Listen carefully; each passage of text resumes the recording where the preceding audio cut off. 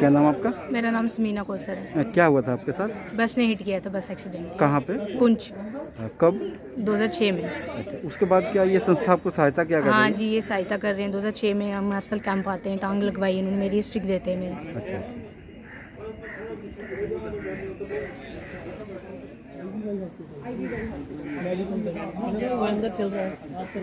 कर रहे हैं आ जाओ सारे, आ जाओ। शुगर डॉक्टर कंसल्टेशन फीस आप ना बैठ जाओ। Professor Jagbir Singh Sodhan, president Pritam Singh foundation Poonch JNK। Professor ਸਾਹਿਬ ਜਿਹੜਾ ਇਹ ਤੁਸੀਂ ਕੈਂਪ ਲਾਇਆ ਹੈਗਾ ਆਰਟੀਫੀਸ਼ੀਅਲ ਲਿੰਬ ਦਾ, ਕੀ ਡਿਟੇਲ ਹੈਗੀ ਹੈ ਜੀ ਇਹਦੀ, ਉਹ ਦੱਸੋ ਪਹਿਲਾਂ। ਇਹ ਸਾਡਾ ਜਿਹੜਾ ਕੈਂਪ ਹੈ, ਇਹ ਅਗਰ ਸੀਰੀਜ਼ ਵਾਈਜ਼ ਦੇਖੀਏ ਤਾਂ ਸਾਡਾ 51 ਕੈਂਪ ਹੈ ਪਿਛਲੇ 33 ਸਾਲਾਂ ਵਿੱਚ। ਇਹਦੀ ਸ਼ੁਰੂਆਤ ਜਿਹੜੀ ਅਸੀਂ 1985 'ਚ ਕੀਤੀ ਔਰ 1990 ਦੇ ਵਿੱਚ ਅਸੀਂ ਜਦੋਂ ਸਾਡੀ ਰਜਿਸਟ੍ਰੇਸ਼ਨ ਹੋਈ, ਉਸ ਤੋਂ ਬਾਅਦ ਮੁਤਵਾਤਰ ਮਤਲਬ ਲਗਾਤਾਰ ਅਸੀਂ ਹਰ ਸਾਲ ਇਹ ਆਰਟੀਫੀਸ਼ੀਅਲ ਲਿੰਬ ਦਾ ਪ੍ਰੋਜੈਕਟ ਕਰਦੇ ਹਾਂ। ਕਈ ਦਫਾ ਅਸੀਂ ਸ਼ੁਰੂ 'ਚ ਜੈਪੁਰ ਲੈ ਕੇ ਜਾਂਦੇ ਰਹੇ, ਕਈ ਦਫਾ ਦਿੱਲੀ ਲੈ ਕੇ ਜਾਂਦੇ ਰਹੇ ਔਰ ਫਿਰ ਉਸ ਤੋਂ ਬਾਅਦ ਅਸੀਂ ਨਾ ਕੁਛ ਅਰਸੇ ਵਾਸਤੇ ਪੁੰਛ ਦੇ ਵਿੱਚ ਵੀ ਆਪਣਾ ਇੱਕ ਇੰਸਟੀਟਿਊਸ਼ਨ ਬਣਾਇਆ, ਜਿਹਦੇ ਵਿੱਚ ਸਿਰਫ ਸਾਡੀ ਰਿਪੇਅਰਿੰਗ ਦਾ ਸਿਲਸਿਲਾ ਚੱਲਦਾ ਸੀ।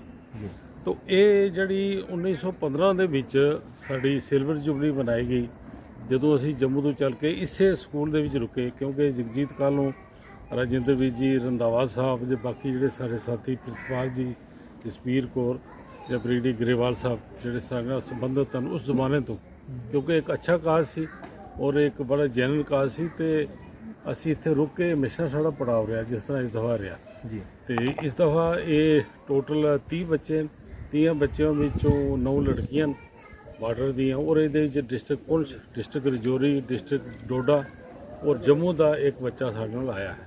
ਇਹ ਬੱਚਿਆਂ ਵਿੱਚ ਖਾਸ ਕਰਕੇ ਜਿਹੜੇ 9 ਬੱਚੀਆਂ, ਇਹਨਾਂ ਦੇ ਵਿੱਚ ਜਿਹੜੀਆਂ 5 ਬੱਚੀਆਂ ਨੇ ਉਹ ਮਾਈਨ ਬਲਾਸਟ ਦੇ ਨਾਲ, 2 ਐਕਸੀਡੈਂਟ ਦੇ ਨਾਲ ਤੇ 2 ਨੂੰ ਇਹ ਅਰਥਕੁਏਕ ਦੇ ਵਿੱਚ ਟੰਗ ਕੱਟੀ ਗਈ ਸੀ।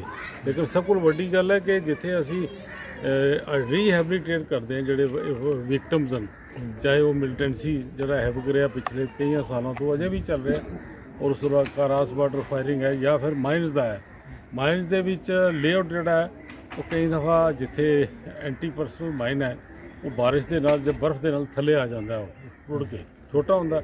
ਤੋ ਇਹ ਲੱਕਲੀ ਜਾਂ ਬੈਡ ਲੱਗ ਯੂ ਕੈਨ ਸੇ ਕਿ ਕਈ ਤਾਂ ਬਚ ਜਾਂਦੇ ਤੇ ਕਈ ਵਿਚਾਰੇ ਉੱਪਰ ਆ ਜਾਂਦੇ। ਤੇ ਇਹ ਇੱਕ ਮੇਨ ਚੀਜ਼ ਹੈ ਕਿ ਇਹ ਲੋਕਾਂ ਨੂੰ ਲਿੰਬਸ ਲਗਵਾਉਣੇ ਔਰ ਇੱਕ ਕੰਬਾਈਨ ਜਿਹੜੀ ਹੈ ਸਾਡੀ ਕਲੈਕਟਿਵ ਵਿਜ਼ਡਮ ਹੈ, ਜਿਹੜੀ ਕਿ ਸਾਰਿਆਂ ਨਾਲ ਮਿਲ ਕੇ ਚੱਲਦੀ ਹੈ।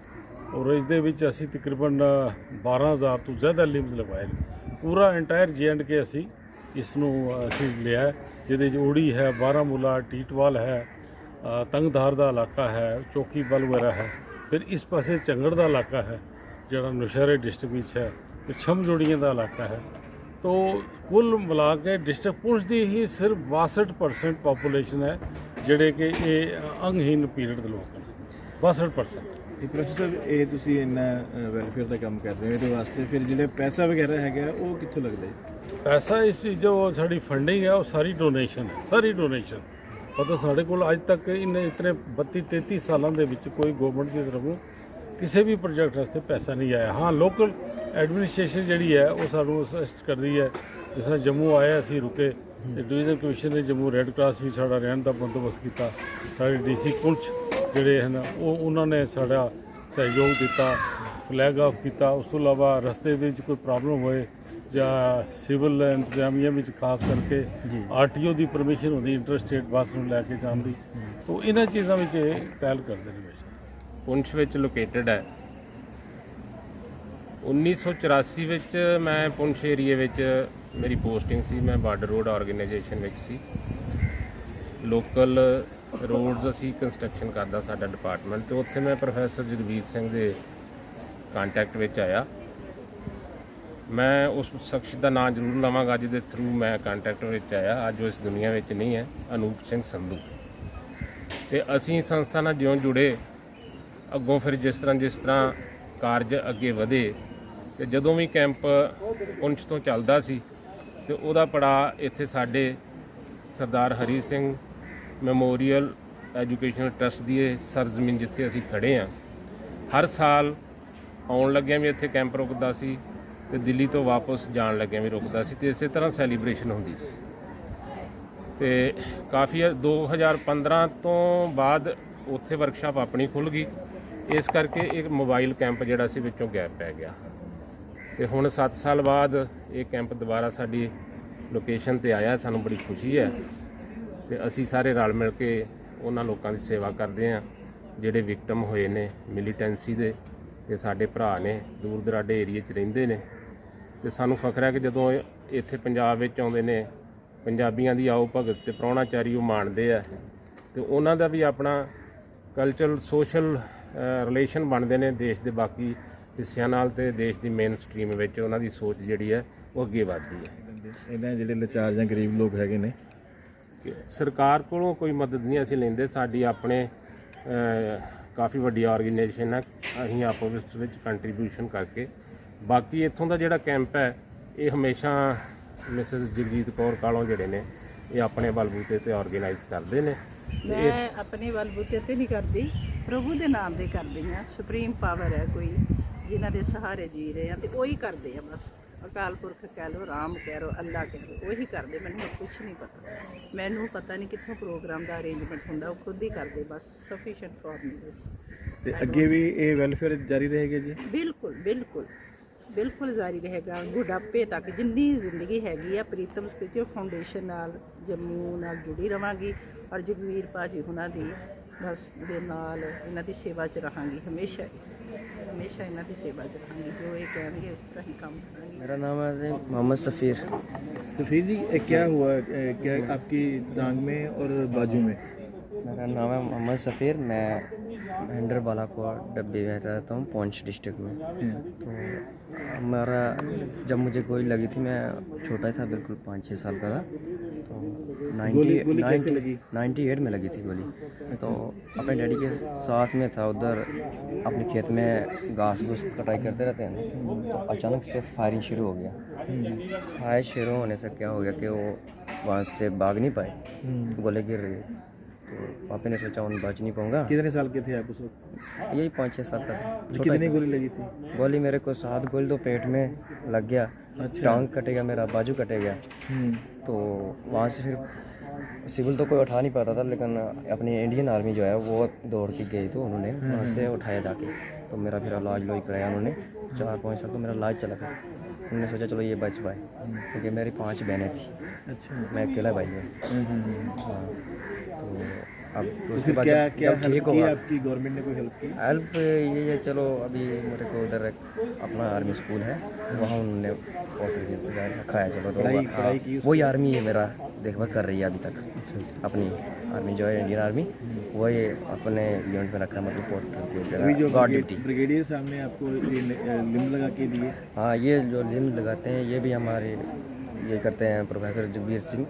ये इन्होंने जब मेरे को देखा तो मैं बिल्कुल छोटा था, हाथों पे उठा के मेरे को दिल्ली जयपुर लेके गए। वहाँ से मेरे टांग लगवाया, बाजू लगवाया, तो फिर इनके रिलेशन में चले गए। और जो ये काम करते हैं प्रोफेसर जगबीर सिंह, जो गरीब बच्चे हैं उनकी शादी नहीं हो पाती है, वो भी कराते हैं।